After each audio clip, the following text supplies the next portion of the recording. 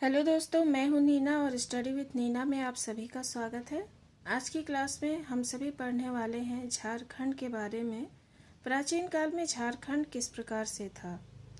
प्राचीन काल की अगर बात करें तो उस काल में कुछ अलग अलग वंश या कुल के लोगों का यह काल बीता। जैसे कि मौर्य लोग जब आए तो उसे मौर्य काल या मौर्यों का समय, फिर मौर्य के बाद जो काल था, फिर गुप्त काल आया और फिर गुप्त काल के बाद जो काल था। तो इस प्रकार से हम लोगों को पढ़ना है क्योंकि ये बहुत महत्वपूर्ण है। तो इस प्रकार से प्राचीन काल को चार भागों में, झारखंड के में प्राचीन काल का जब हम अध्ययन करते हैं तो इसे चार भागों में बांटते हैं। मौर्य काल, मौर्योत्तर काल, गुप्त काल, गुप्तोत्तर काल। इसका अर्थ है कि मौर्य काल की बातें और मौर्य काल के बाद क्या हुआ, गुप्त काल की बातें और गुप्त काल के बाद का समय कैसा था, ये सभी हम लोगों को जानना है। तो चलिए स्टार्ट करते हैं मौर्य काल से।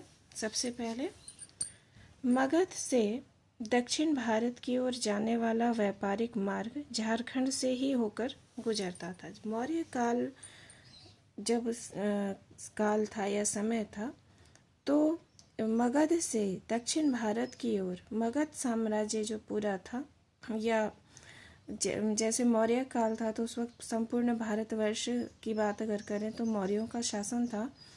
तो मगध के क्षेत्र से जब दक्षिण की ओर व्यापार होता था तो ये जो इनका रास्ता था ये झारखंड से होकर जाता था। इस प्रकार से झारखंड काफ़ी इम्पोर्टेंट था मौर्य काल में। ऐसी कौन कौन सी बातें हैं जो झारखंड को महत्वपूर्ण बनाती हैं, ठीक है, यही हम लोगों को जानना है। और चुन चुन के प्रश्न उसी स्थान से पूछे जाते हैं जहाँ पर झारखंड इंक्लूड हो जाता है।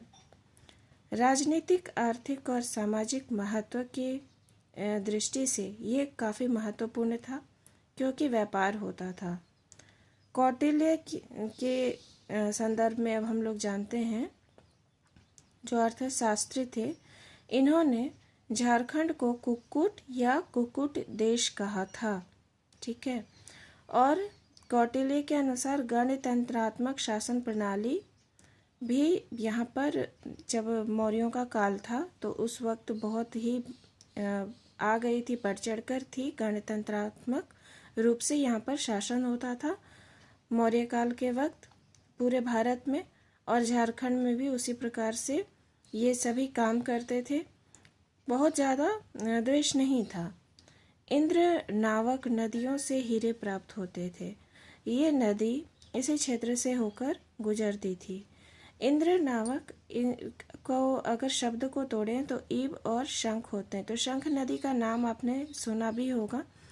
ये नदियाँ इसलिए बहुत महत्वपूर्ण हो जाती हैं क्योंकि यहाँ पर उस वक्त हीरे मिलते थे नदियों के पानी से। मतलब पानी की जो तलछटी होती थी, नदियों की तलछटी, उससे हीरे प्राप्त होते थे।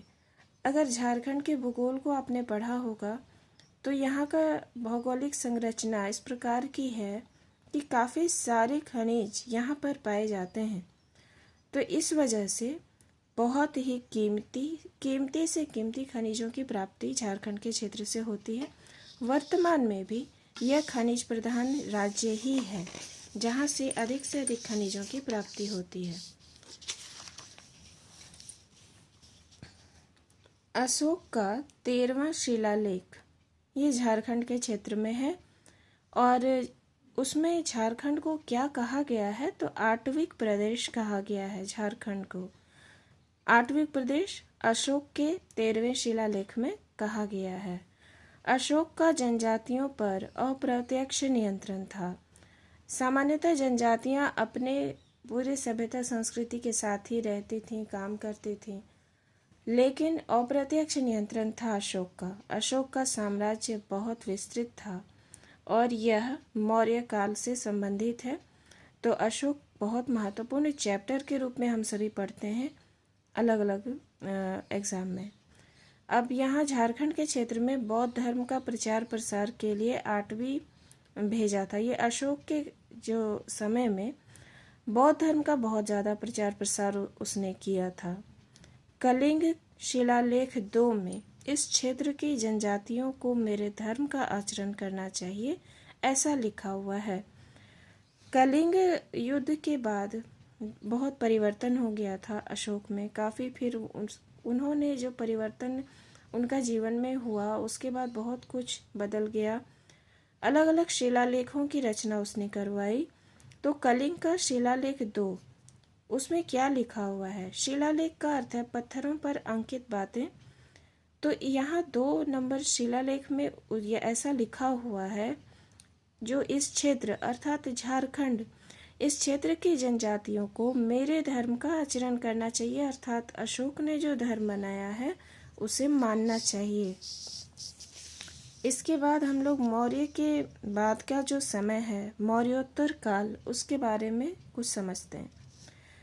विदेशी आक्रमण बहुत अधिक हो गए जब मौर्योत्तर काल आया।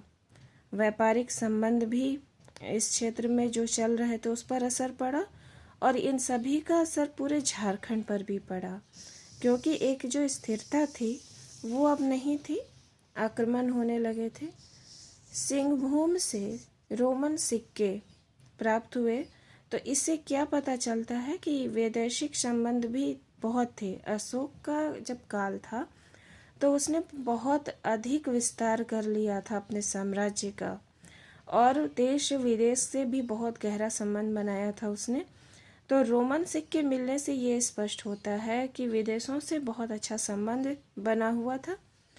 चाईबासा में इंडो सिथियन सिक्के मिले हैं, और रांची कुषाण कालीन सिक्के मिले हैं रांची के क्षेत्र में। तो इससे कनिष्क का प्रभाव पता चलता है।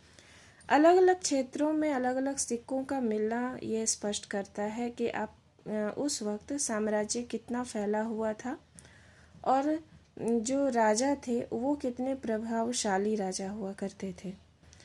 तो ये हम लोगों ने प्राचीन भारत से संबंधित कुछ महत्वपूर्ण वस्तुनिष्ठ देखे। अभी इस टॉपिक में बहुत सारी बातें और भी हैं जो हम लोग नेक्स्ट क्लास में करेंगे। धन्यवाद।